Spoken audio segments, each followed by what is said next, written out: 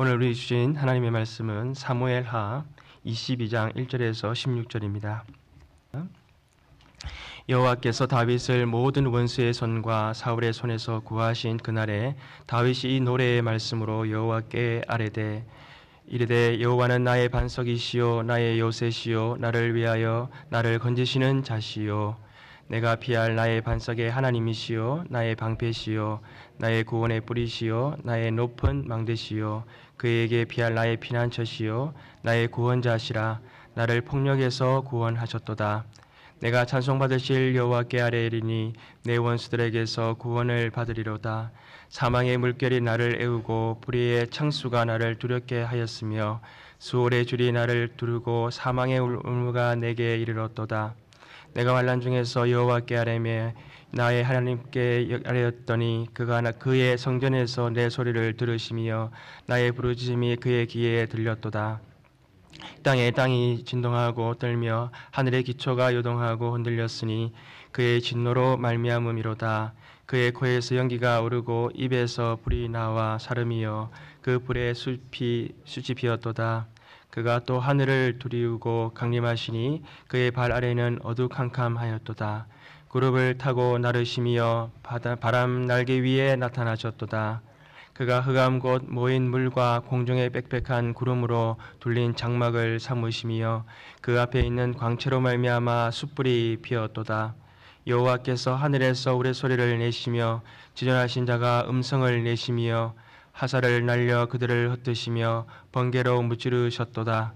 이럴 때에 여호와의 꾸지람과 콧김으로 말미암아 물밑이 드러나고 세상의 기초가 나타났도다. 아멘. 오늘부터 보게 될 사무엘하 22장과 23장은 다윗의 감사시에 해당하는 말씀입니다. 사무엘하가 이제 마무리되어져 가면서 다윗의 과거를 회상하면서 모든 전쟁에서 이기게 하신 하나님께 감사를 드리고 또한 하나님께서 행하신 일들과 함께했던 용사들을 기억하면서 감사를 드리고 있습니다. 오늘 본문의 1절 말씀에서 우리가 보았듯이 다윗은 자신의 모든 원수와 사울의 손에서 벗어날 수 있었던 것이 오직 하나님의 구원하심에 있었다는 것을 그는 고백하고 찬양하고 있는 것입니다. 오늘 본문이 중요한 것은 다윗이 그의 신앙의 여정을 돌아볼 때에 하나님 앞에서 늘 해야 할 일이 무엇인지를 그는 깨닫게 되었던 것입니다. 그것이 무엇입니까? 그것은 구원의 하나님을 바로 찬양하는 것입니다. 시편 18편은 오늘 이 본문의 시와 비슷하거나 상응하는 그러한 시로 여겨집니다. 시편 18편 3절에서 내가 찬송받으실 여호와께 아뢰리니 내 원수들에게서 구원을 얻으리로다. 또 46절에 여호와는 살아계시니 나의 반석을 찬송하며 내 구원의 하나님을 높일지어다. 다윗은 모든 원수들의 손과 사울의 손에서 구원하신 하나님을 찬양하고 있습니다. 구원의 하나님을 찬양하는 것은 기독교 신앙의 본질입니다. 또한 구원의 하나님을 찬양하는 것은 기독교가 다른 종교들과 다른 점이기도 합니다. 다른 종교들도 모두 각자 자신의 신들을 찬양하고 제사를 드립니다. 그런데 그들의 제사는 한결같이 자신들의 염원이나 또 소원과 바램을 담아 드리는 제사입니다. 무엇을 성취해달라고 빌고 성공이나 복을 빌고 아니면 해를 당하지 않도록 막아달라고 기원하고 질병에서 벗어나게 해달라고 간청을 드리는 것입니다. 그런데 그리스도인들이 드리는 감사와 찬양은 전혀 다른 것입니다. 그리스도인들은 소원이나 바램을 가지고 하나님께 찬양하는 것이 아닙니다. 심지어 고난과 시련이 찾아와도 하나님께 찬양의 제사를 드리는 것입니다. 왜 그렇습니까? 우리의 구원이 오직 하나님께 있음을 알고 있기 때문인 것입니다. 오늘날 기독교의 신앙을 잘못 이해하는 사람들이 많이 있습니다. 구원의 하나님을 찬양하는 것 외에 다른 무엇인가가 필요하다고 생각하는 사람들이 많이 있다는 것입니다. 구원의 하나님을 찬양하는 것으로는 부족하고 자신의 노력이나 결단이 있어야 한다고 생각하는 것입니다. 특히 야고보서에서 말씀하시는 행함이 없는 믿음은 죽은 것이다 라고 하신 말씀처럼 나의 올바른 행함 없이 어떻게 믿음을 가졌다라고 할 수 있냐라고 말하는 것입니다. 그러나 기독교의 신앙은 첫째도 구원의 하나님을 찬양하는 것이며 마지막도 구원의 하나님을 찬양하는 것이어야만 하는 것입니다. 성경 전체가 우리의 구원이 나로 말미암은 것이 아니라 오직 하나님께로 온 것임을 말씀하고 있습니다. 창세기에서 아담과 하와가 하나님의 형상대로 지음받은 자들이었습니다. 그리고 하나님과 동행하도록 그들은 부름받은 자들이었습니다. 그런데 그들은 하나님의 뜻대로 살기를 원치 않아서 자신의 뜻대로 살고자 하나님께서 금하신 선악과를 먹고 말았습니다. 그래서 하나님과의 관계가 깨어지고 말았습니다. 그때 하나님께서 하신 것은 무엇입니까? 여자의 후손을 통해 뱀의 후손과 원수가 되게 하고 그의 머리를 상하게 할 것이다라고 하시는 구원의 언약의 말씀을 주신 것이었습니다.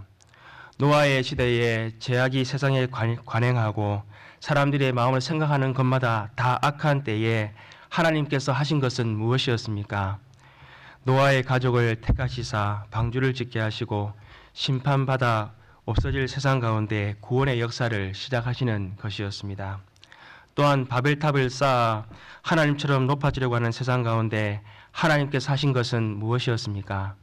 아브라함 한 사람을 부르셔서 이스라엘을 통해 하나님의 나라를 세우실 일을 시작하시는 것이었습니다. 아브라함의 후손들이 야곱 때에 애굽에 정착하여 큰 민족을 이루게 되었습니다. 그러나 그들이 바로의 압제 가운데 고통당하게 되었습니다. 그때 하나님께서는 모세를 부르시고 출애굽의 기적을 통해서 이스라엘 백성들을 광야로 인도해 주셨습니다. 그러나 이스라엘 백성들은 광야에서 우상을 섬기며 하나님께 반역하고 말았습니다. 그때 하나님께서 하신 일은 무엇이었습니까? 모세를 통해서 언약의 돌판을 주시고 또 성막을 짓게 하여 주셔서 하나님의 언약을 기억하게 하시고 하나님의 임재 가운데 살아가도록 하신 것이었습니다. 이스라엘 백성들이 광야를 거쳐서 약속의 땅으로 들어가게 되었습니다. 그러나 그들은 가나안의 우상을 섬기고 두 마음을 품어 하나님과 우상을 섬기며 살아가게 되었습니다. 그때 하나님께서 하신 일은 무엇이었습니까? 사사를 세워서 그들을 구원하시고 죄에서 돌이키게 하시는 것이었습니다. 이스라엘이 아수르와 바벨론의 포로로 잡혀가서 절망의 깊은 수렁 가운데 있을 때 하나님께서 그들을 위해 하신 일은 무엇이었습니까? 예레미야에게 하셨던 언약의 말씀처럼 학개와 에스라와 느헤미야를 통해서 이스라엘을 예루살렘으로 귀환하게 하신 것이었습니다. 포로 귀환 이후에도 이스라엘 백성들이 이전에 제약된 상태로 돌아가서 우상을 섬기고 하나님을 떠나고 말았습니다. 그때 하나님께서 하신 일은 무엇이었습니까? 많은 선지자들을 보내서 그들을 죄에서 돌이키게 하시는 것이었습니다. 그러나 끝까지 돌이키지 않는 이스라엘 백성들은 하나님께서 말라기 선지자 이후에 아무 말씀도 하지 아니하시고 영적인 흑암기를 맞이하게 되었습니다. 이러한 절망 가운데 하나님께서 하신 일은 무엇이었습니까? 세례 요한을 통해서 그들이 오실 메시아를 맞을 수 있도록 회개의 세례를 베풀게 하시는 일이었습니다. 그리고 마침내 이 땅에 오신 예수 그리스도를 사람들이 메시아로 영접하지 않았습니다. 그때 하나님께서 하신 일은 무엇이었습니까? 독생자 예수 그리스도를 십자가에서 죽게 하시사 인류의 죄를 대속하게 하시고 구원의 사역을 완성하게 하시는 일을 하셨던 것입니다. 그러므로 성경 전체가 우리에게 가르치는 것은 무엇입니까? 구원은 다른 것에 있지 않고 오직 하나님께만 있다는 것을 우리에게 말씀하고 있는 것입니다. 에베소서 2장 8절에 너희가 그 은혜로 인하여 믿음으로 말미암아 구원을 받았으니 이것은 너희에게서 난 것이 아니요 하나님의 선물이라 행위에서 난 것이 아니니 이는 누구든지 자랑하지 못하게 하려 하심이다라고 말씀하고 계십니다. 우리가 구원받을 수 있는 것은 오직 예수 그리스도를 믿는 믿음으로 말미암은 것입니다. 그러나 우리의 믿음도 하나님의 은혜로 말미암아 주어진 것이라는 것입니다. 그래서 그것을 선물이다라고 말씀하고 하시는 것입니다. 그러면 믿음의 행위를 강조하는 야고보서가 이신칭의 믿음의 구원을 말하는 로마서나 갈라디아서와 다른 것은 무슨 이유입니까?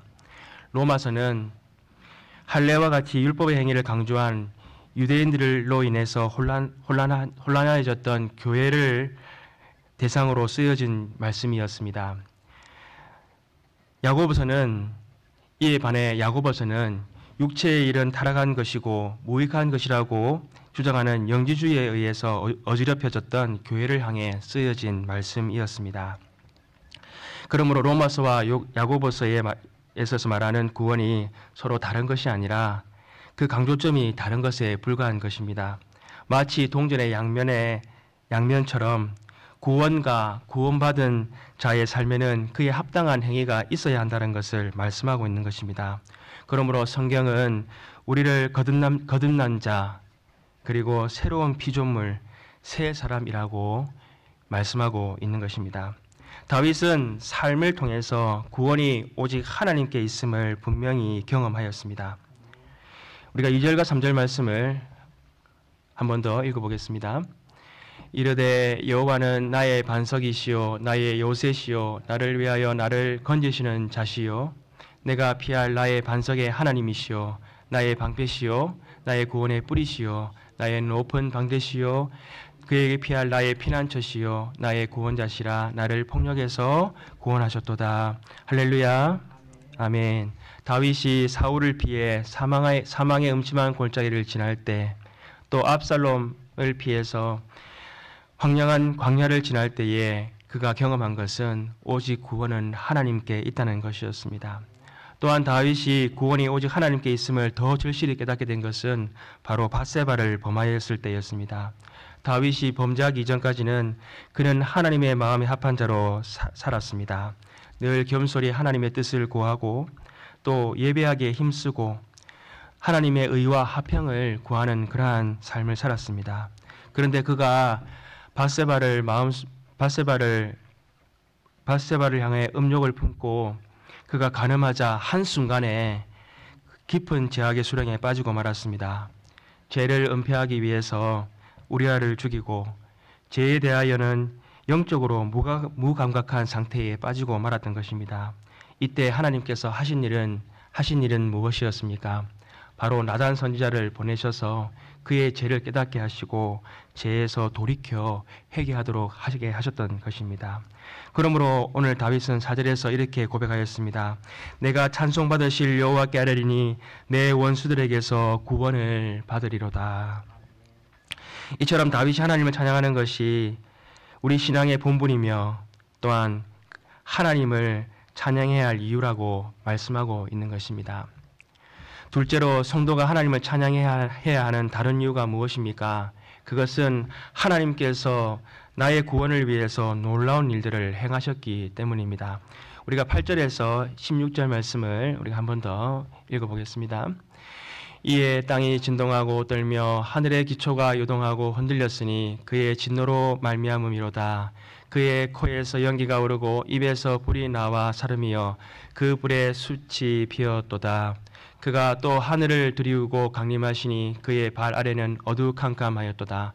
구름을 타고 나르시며 바람 날개 위에 나타나셨도다. 그가 흑암 곧 모인 물과 공중의 빽빽한 구름으로 둘린 장막을 삼으시며 그 앞에 있는 광채로 말미암아 숯불이 피었도다. 여호와께서 하늘에서 우레소리를 내시며 지존하신 자가 음성을 내시며 화살을 날려 그들을 흩으시며 번개로 무찌르셨도다. 이럴 때 여호와의 꾸지람과 콧김으로 말미암아 물밑이 드러나고 세상의 기초가 나타났도다. 다윗은 자신을 구원하신 그 하나님의 능력의 손길을 경이로운 자연의 현상으로 묘사하고 있습니다. 땅이 진동하듯이 진노를 발하였고 불과 흑암과 바람과 우레소리와 번개를 내시듯이 적들을 무찌르셨다는 것을 그는 노래하고 있는 것입니다. 실제로 하나님은 다윗을 구원하시기 위해서 경이로운 일들을 많이 행하셨습니다. 다윗이 골리앗과 싸울 때에 승리할 수 있었던 것, 다윗이 아말렉과 암몬과 블레셋과의 모든 전투에서 이길 수 있었던 것은 하나님의 능하신 손이 그와 함께 하셨기 때문이었습니다. 하나님은 또한 저와 여러분을 구원하시기 위해서 놀라운 일들을 행하셨습니다. 에베소서 1장에 보게 되면 하나님이 우리를 구원하시기 위해서 성부 하나님은 그리스도 안에서 창세전에 우리를 택하시고 예정하셨다라고 말씀하고 있습니다. 또한 성자 예수님은 그의 피로 속량하시고 우리를 제사함으로 구원을 성취해 주셨습니다. 또한 성령 하나님은 우리의 구원에 대하여 인치시고 보증하시는 사역을 이루셨습니다. 사복음서는 우리가 잘 알듯이 예수 그리스도께서 우리를 구속하시기 위해 하신 일들을 기록하고 있습니다. 베들레헴 마구간에서 태어나신 예수님은 가장 낮은 자리로 인간이 되어 오셨습니다. 죄인들의 친구가 되어 주시고 또 가난하고 병든 자와 소외된 자들을 찾아가 주시고 회개하라 천국이 가까웠느니라 라고 복음을 선포하셨습니다. 그리고 골고다 십자가를 향해서 한 걸음 한 걸음 나아가셨습니다. 그리고 골고다 언덕 위에서 모든 피와 물을 흘려 우리를 위하여 대속해 주셨습니다. 왜냐하면 십자가에서 죽으시는 것 외에는 죄인된 우리를 구원하실 수 있는 길이 없으셨기 때문입니다. 예수님은 죽으셔서 우리의 죄를 단번에 다 용서해 주시고 또한 무덤에서 다시 살아나심으로 우리를 어렵게 하시고 우리에게 영원한 생명을 주셨습니다. 그리고 사도행전과 각종 서신서들은 초대교회들이 어떻게 세워졌고 복음이 어떻게 하여서 예루살렘으로부터 온 유대와 사마리아와 땅끝까지 복음이 전거되어졌는지를 우리에게 증거하고 있습니다. 마지막으로 요한계시록에는 예수님이 다시 오실 때에 성도된 우리에게 허락하신 영원한 하나님 나라의 모습이 어떠한 것인가를 우리에게 보여주고 있습니다. 요한계시록 21장 23절에서 27절 말씀은 이렇게 말씀하고 있습니다. 그 성은 해와 달의 비침이 쓸데없으니 이는 하나님의 영광이 비치고 어린 양이 그 등불이 되심이라. 만국이 그 빛 가운데로 다니고 땅의 왕들이 자기 영광을 가지고 그리로 들어가리라. 낮에 성문들을 도무지 닫지 아니하리니 거기에는 밤이 없음이라. 사람들의 만국의 영광과 존귀를 가지고 그리로 들어가겠고 무엇이든지 속된 것이나 가증한 일 또는 거짓 말하는 자는 결코 들어가지 못하되 어린 양의 생명책에 기록된 자들만이 들어가리라. 로마서 8장 17절은 이렇게 말씀합니다. 자녀이면 또한 상속자 곧 하나님의 상속자요 그리스도와 함께한 상속자니라 라고 하십니다. 구원받은 우리들, 예수 그리스도 안에 있는 우리들은 하나님께서 하나님 나라를 함께 상속할 자들로 삼아주셨다라고 말씀하고 있는 것입니다. 그러므로 성도된 우리가 해야 할 일이 무엇입니까? 구원의 주체가 되시고 우리의 구원을 위해서 놀라운 일을 행하신 하나님을 오직 찬양하고 영광을 돌려드리는 것입니다. 오늘 말씀을 통해서 다윗은 그의 인생, 그의 신앙의 여정을 돌아볼 때에 그가 깨닫게 된 것은 그가 해야 할 일은 구원의 하나님을 찬양하는 일밖에 없다는 것입니다. 우리는 신앙생활에 있어서 무엇에 중점을 두고 있습니까? 여전히 나의 문제가 중점이 되고 있지는 않습니까? 나의 상황과 형편에 따라서 우리의 예배가 달라지고 또 우리의 신앙생활이 달라지고 있지는 않습니까? 우리의 신앙의 본분은 구원의 하나님을 찬양하는 것입니다. 어떠한 상황과 여건 가운데서도 하나님께서 나에게 행하신 일, 그 놀라운 구원을 기억하면서 늘 감사와 찬양과 영광을 돌리시는 저와 여러분 되시기를 소망합니다. 기도하시겠습니다. 하나님 아버지 감사합니다. 오늘 다윗이 그의 인생을 돌아보며 모든 적들로부터 또 사울의 손으로부터 구원하신 것은 오직 하나님이셨음을 기억하며 찬양하고 영광을 돌렸습니다. 하나님, 우리의 찬양의 이유도 오직 우리를 구원하신 하나님께 있게 하여 주시옵소서. 다른 것으로 인하여서 감사하고 다른 것으로 인하여서 실망하는 것이 아니라 오직 하나님께서 나를 구원하시고 영원한 자녀 삼아주심에 인하여서 감사와 찬양을 돌려드리게 하여 주시옵소서. 우리는 본질상 진노의 자녀여 심판받을 수밖에 없었던 우리들이었음을 기억하게 하여 주시옵소서.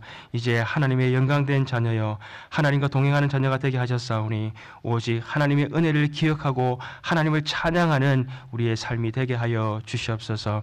그래서 우리의 삶을 통해서 많은 사람들이 하나님의 영광을 보게 하시고 함께 하나님께 나와 찬양하며 영광 돌리는 역사가 있게 하여 주시옵소서. 모든 것을 감사하고 우리 주 예수님 이름으로 기도합니다. 아멘.